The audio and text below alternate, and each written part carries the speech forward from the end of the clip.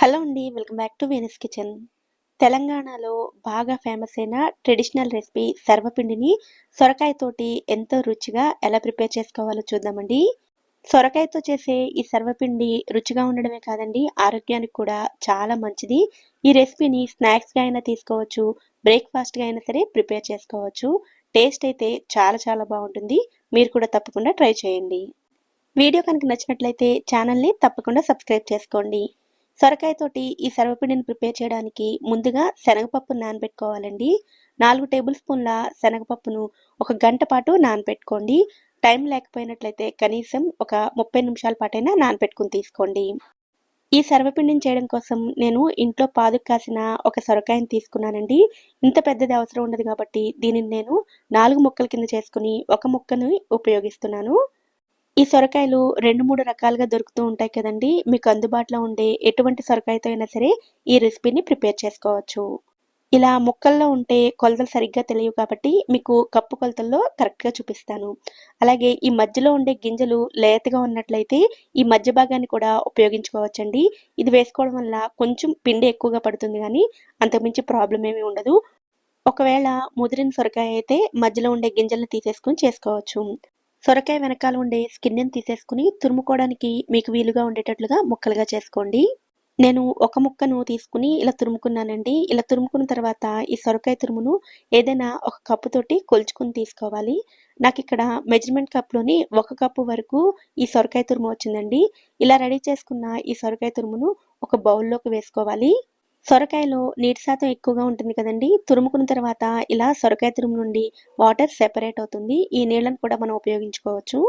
ఇప్పుడు ఇందులోకి నానబెట్టుకున్న శనగపప్పును వేసుకోవాలి. శనగపప్పులోని వాటర్ మొత్తాన్ని సెపరేట్ చేసుకున్న తర్వాత మాత్రమే వేసుకోండి.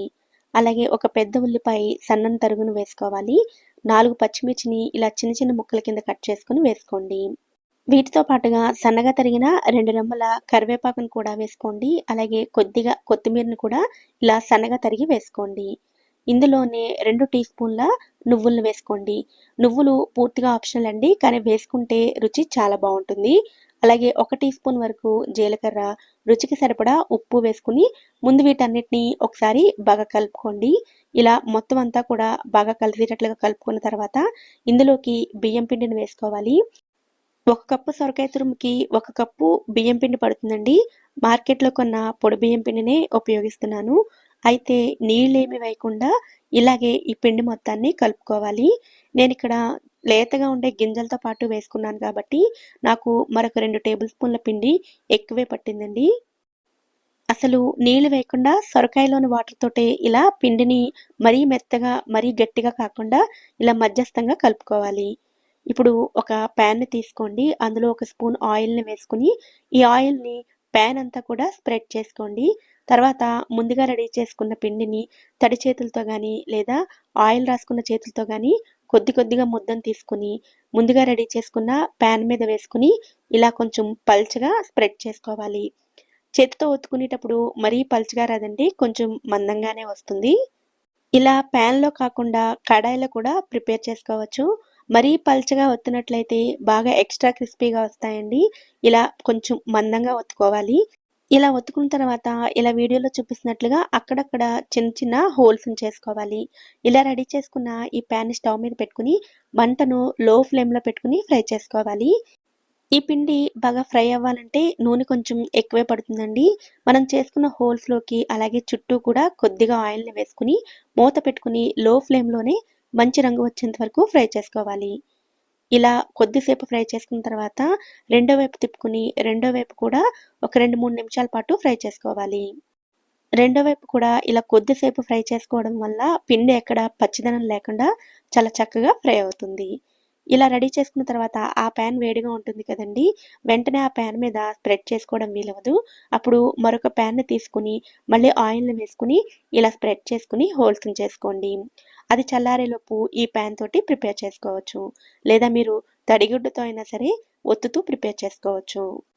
ఈ ప్యాన్‌లో దయ్యేలోపు తవ కొద్దిగా చల్లారుతుంది. అప్పుడు దాని మీద కూడా మళ్ళీ ఇంకొకటి ఒత్తుకుని, ఇదయిన వెంటనే దానిని కూడా ప్రిపేర్ చేసుకోవచ్చు. ఇలా ఒకదాని తర్వాత ఒకటి ఈజీగా ప్రిపేర్ చేసుకోవచ్చు. ఇలా నేను చూపించిన పిండితో అయితే మీకు 5 వరకు సర్వపిండిల్ని ప్రిపేర్ చేసుకోవచ్చండి. ఇవి 2 రోజుల వరకు కూడా నిలవుంటాయి. చాలా రుచిగా ఉంటాయి. వీటిని సర్వ్ చేసుకోవడానికి సెపరేట్‌గా చట్నీ కూడా అవసరం లేదు. వీటిని ఇలాగే తీసుకోవచ్చు. మధ్య మధ్యలో క్రిస్పీగా తగులుతూ అక్కడక్కడ సాఫ్ట్‌గా ఉంటూ చాలా రుచిగా ఉంటాయి. మరి చాలా సింపుల్‌గా చేసుకునే సొరకాయతోటి ఇలా సర్వపిండిని మీరు కూడా తప్పకుండా ట్రై చేయండి. ఈ వీడియో కనుక మీకు నచ్చినట్లయితే వీడియోని తప్పకుండా లైక్ చేసి ఛానల్‌ని కూడా సబ్స్క్రైబ్ చేసుకోండి. నోటిఫికేషన్స్ మిస్ అవ్వకుండా ఉండడం కోసం పక్కనే ఉండే బెల్ ఐకాన్‌ని కూడా యాక్టివేట్ చేసుకోండి. Thank you so much for watching.